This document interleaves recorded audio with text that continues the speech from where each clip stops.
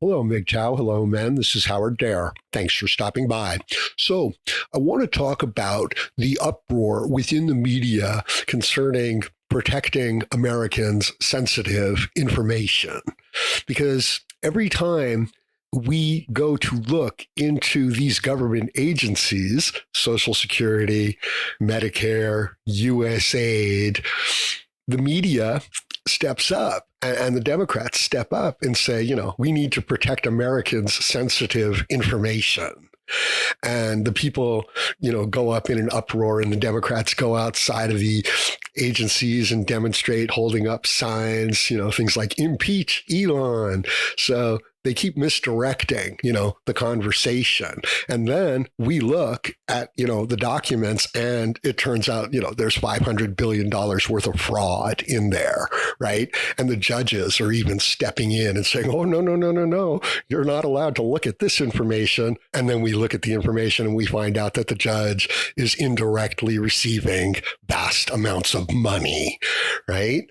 Now, anybody who is receiving benefits from these programs, they have no reason to be afraid of us looking at the information because we want to get rid of the fraud and the corruption so that these systems are viable and can move into the future.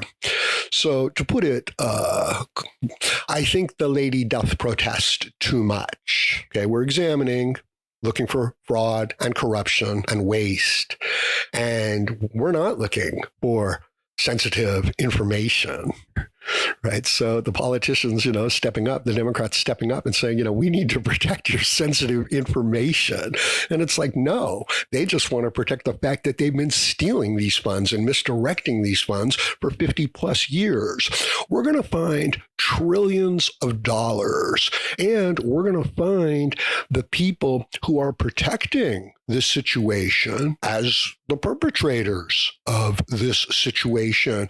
And none of this could come as any bit of a surprise to an honest, intelligent person. The only person who's not going to approve of this is somebody who's trying to cover up their corruption.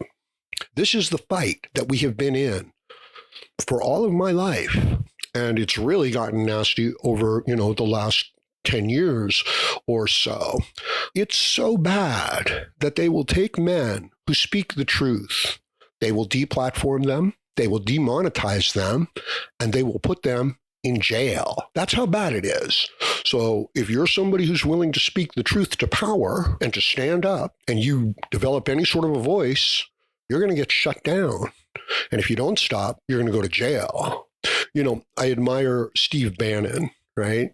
They put him in jail. The man spoke out, told the truth, and they put him in jail.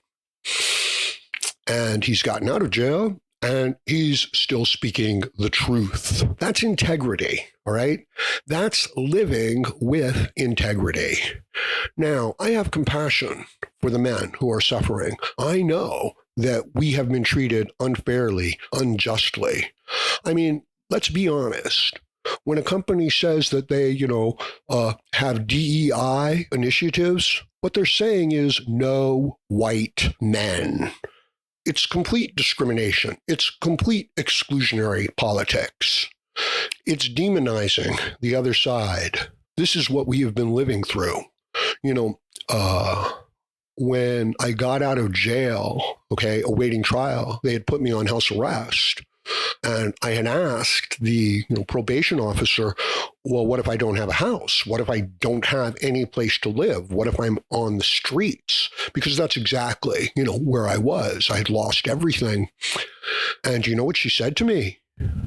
She said to me, well, then you would assign yourself a street corner and you would let your probation officer know that this is your area.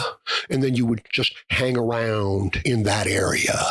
This is while I'm awaiting trial, okay? So while I'm awaiting trial, they've put me on the street. So I said to her, well, can I get a job? If I'm in the area and I'm on the street, can I get a job? And the answer was, No, you may not get a job. You can live on the streets, but you cannot work to support yourself. You understand the duress that the legal system puts people under in order to get them to accept a plea deal. You understand that 99.5% of the cases are settled in plea deals. You understand that 90% of the cases that go to trial, the person is found guilty. So it's a scam. It's a manipulation. It's an abuse. And they're hiding behind the idea of, oh, this is justice. So my next question was, well, so I'm on the street and I can't work. I can't have a job. Could I exchange, a little bit of work for some food? Like, could I maybe sweep up in front of a place with the idea that they might, hand me $5 or $10 so that I could eat? And the answer to that was, wait for it, no. You may not work for anybody and receive any sort of benefits to stay alive while you await trial. So you understand that that's a soft authoritarianism, right? You understand that's duress. So we can take anybody, charge them with anything, indict them, put them in jail, tell them that they're going to trial, offer them a plea deal. If they don't accept it, they starve, they suffer, they lose everything. I think the lady doth protest too much. So you've got these people that they themselves lack internal integrity. It means nothing to them. The only thing that means anything to them is group approval and money. That's it. And what if you're a person who does live with integrity and you find yourself, as you are, in that system? So you're an honest player, you're a hardworking man, and you exist in a company or a system where 9 out of 10 of the people are corrupt. And they don't want you to look at that sensitive information, not because it's sensitive information, but because you will uncover their corruption.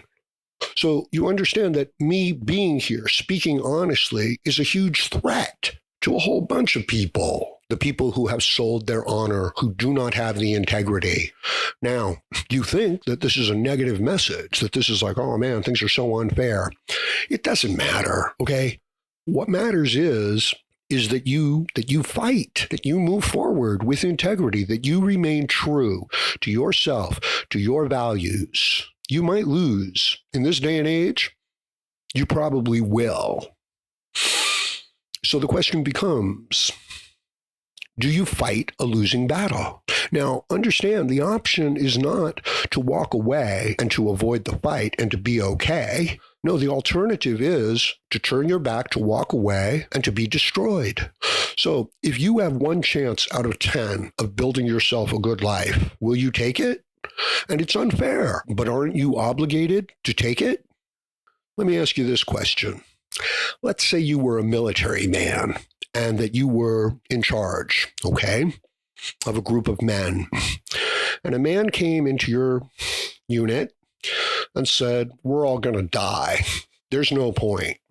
Don't even pick up your weapon. Don't train yourself. Don't drill yourself in order to respond in these difficult circumstances. It's all hopeless. Just give it up, men. Could you allow that person to remain in your group? You could not. A man like that, a person like that would get everybody killed. So then why do you allow it in your life? Something else that amuses me is we see all these DEI hires, right? And they've just got these big grinning smiles on their face, okay? Why? Why are they so happy?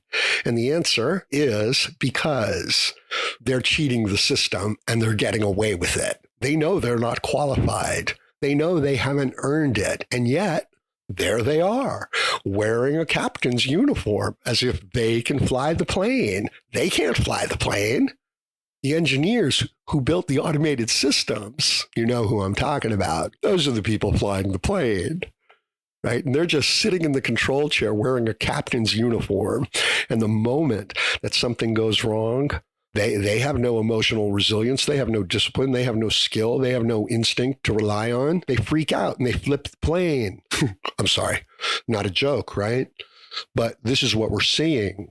So we're seeing all these, DEI hires and appointments and agencies now revealing their lack of competency, their inability to simply do the job. But we've already driven away all the people who could do the job. This is what happens. When the system becomes corrupt, the good people, they leave the system. You've killed their incentive. If everybody gets an equal grade, there's no reason for the good student to study hard to try to get a good grade. So they have killed the incentive of good people to do good work, to get ahead. Now, their lack of ability and corruption is being exposed. I'm glad. Unfortunately, much of the damage, at least to the spirit of the men, has already been done.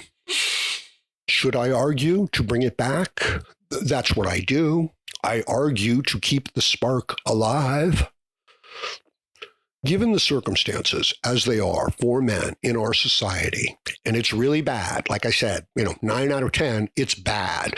But there is 1 out of 10 that's good, that's possible. In other words, here's a forest full of thorns, but there is one pathway through. Now, if you had a son, what would you tell him to do? Would you tell him to give up, to quit, to lay down, to give it up? Or would you tell him, it's going to be hard, but there is at least one pathway through, and you can find it, and you can get through this valley of darkness, and you can reach the mountain, and you can ascend the mountain. That's what I would tell him. So I'm going to leave it at that. Let me know what you think about this in the comments section below. Please like, share, comment, subscribe, donate, and join me again, Howard Dare, as I plan to have more content for you. Thank you, men.